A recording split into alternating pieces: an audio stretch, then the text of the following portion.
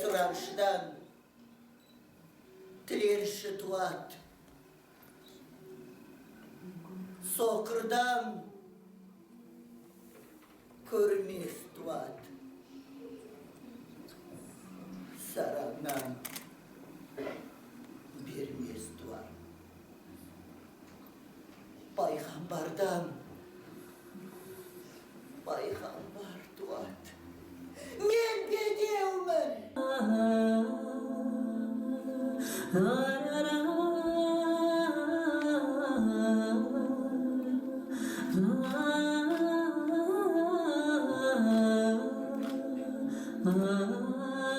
Сюжет ретінде менің санамда қалғаны ол 27 жасымда Рабғузидің Қиссасул Анбия деген кітабы болды. Соның ішінде 25 пайғамбардың өмір тарихын мен қызығып өзім аудардым. Ол 90-шы жылдар болды. Сол кезде осы аударма барысында Ибрахим пайғамбардың жары Сараның образы маған әсер етті. Осы Сараның күрескерлігі, Сараның ұрпақ алдындағы құрбандығы, ұрпақты жалғастырудағы Сараның ерлігі, ішкі жан дүниесі, ішкі арпалысы, жанталасы бір сезімді қозғап жіберген жылдар болды. Мәңгілік бала бейне, мысалы, Мәңгілік бала бейне 96 жылы үлкен сахнаға жолы болып шықты. Көрермендер жақсы қабылдады. Сонан кейін 25 жылдан кейін Сара дүниеге келді. Мен енді көрермендермен, театр сүйетін қауыммен, театрды қадірлейтін, қастерлейтін көрермендерменен кездесу сәті 25 жылдан кейін бұйырды.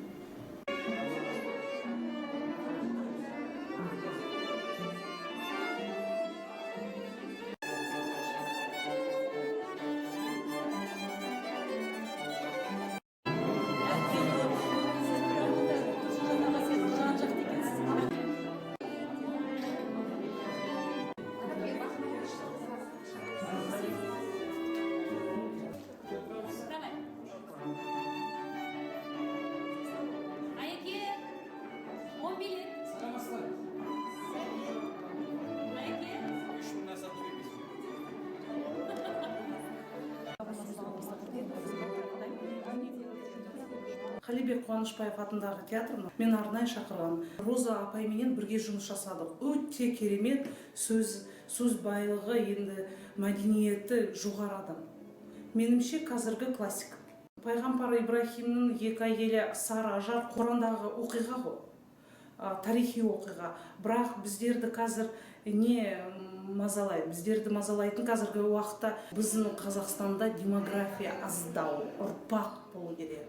Өйткені әр квадрат жерге ұрпақ болу керек біздерге. Ұрпақ, ие керек. Мынау жерге ие керек.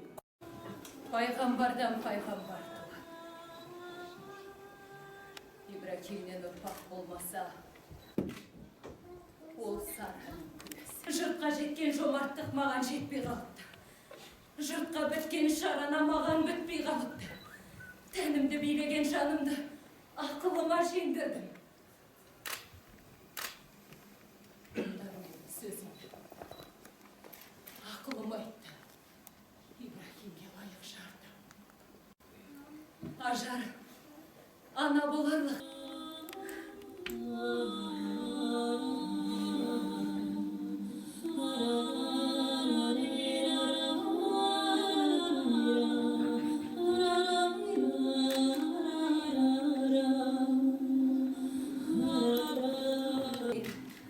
Дәл өзіңдей сүй алмаспын. Дәл өзіңдей танып біліп, жар сүйдім деп құмарып баспын. Мұның сенің достық емес, қастық болды көр. Айта берме бұл сөзді, арамызға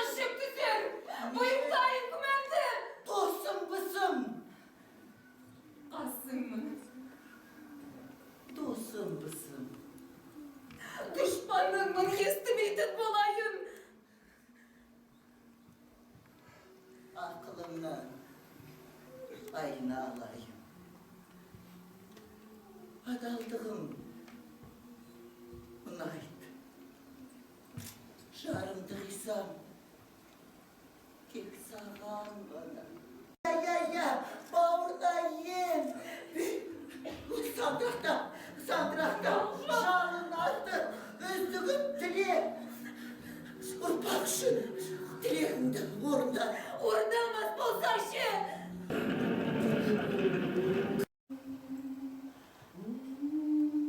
Өңменнен өтеді.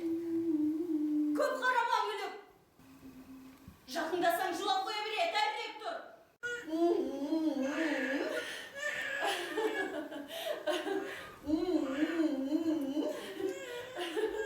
Барған сайын ширап, өсіп, жан-жағына көз тоқтатып. Әне қара, мені іздейді. Сен емес, ақылыңнан айналдым. Әрбір саусағы күйеуімнің саусағынан айнымайды. Құдай-ау, көзі. Болды! Ұстамайсың. Отыра берме жағында.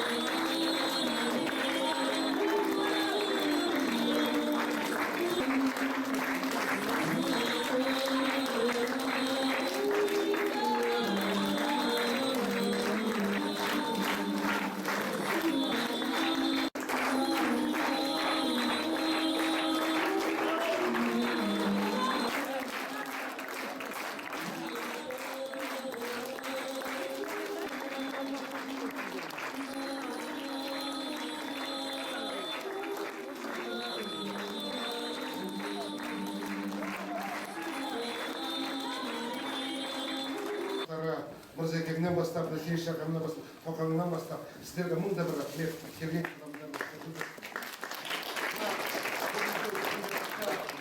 бүгінгі мәдениетте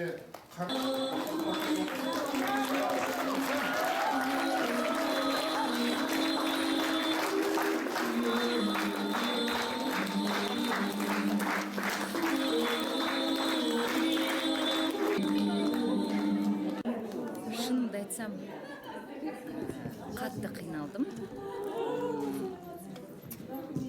Әлі де ізденетін жерлері көп. Сондықтан білмеймін, қазір көп ештеңе айта алмаймын. Әлі де ізденіс үстіндемін. Негізі бір Сара, бір Ажар ғой.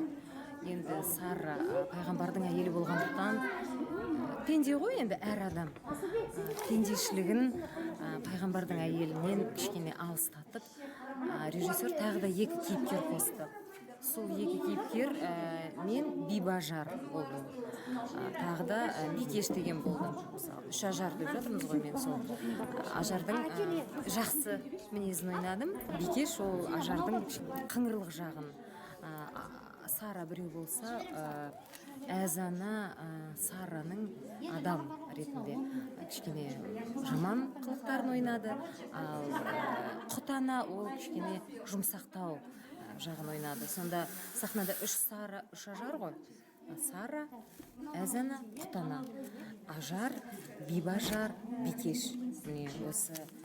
Енді менің кейіпкерім сондай сенгіш, сондай кішкене ақкөңіл, адамның көңіліне қарап тұратын. Режиссер Гүлсина Нұрғалиевамен жұмыс жасау бұрыннан да арманымыз болатын. Себебі біз бір заманда оқыдық, бір институтта оқыдық. Кабинетіміз тіпті бір-бірімізге қарама-қарсы болды.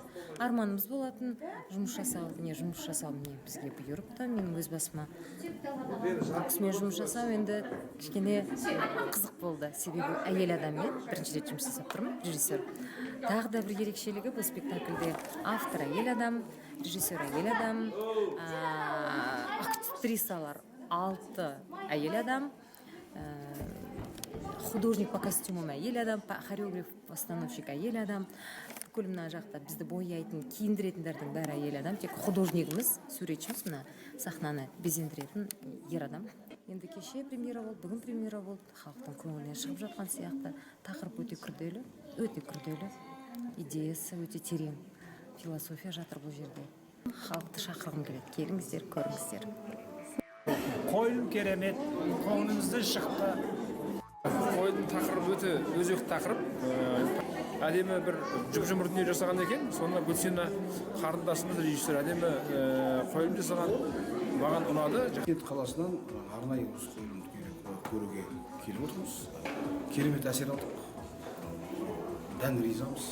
Сонымен авторға да, оны қойған режиссерға да, әсіресе ойлаған актрисаларға, Қонышбаев театрының ұжымына, шығармашылық ұжымына, басшылығына үлкен рахмет.